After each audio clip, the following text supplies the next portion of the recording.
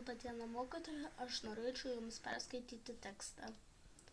Berniukas buvo lieknas, nudegęs saulėje, ant galvos rudų garbanotų plaukų kupeta, apsirengęs suglamžytas kelnes ir išsipešusius nešvarius marškinius, tačiau laikėsi taip, lyg jo drabužiai būtų iš šilko ir aksomo, o paskutinė jo aprangos detalė buvo pora žalių keliaraiščių, labiau dėl vaizdo negu iš reikalo, nes jis sėdėjo basas, o tarp vienos kojos pirštų styrojo medžio šakelė.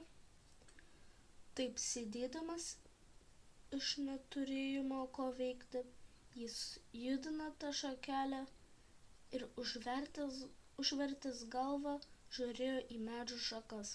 Prašom, mokytoja, ate.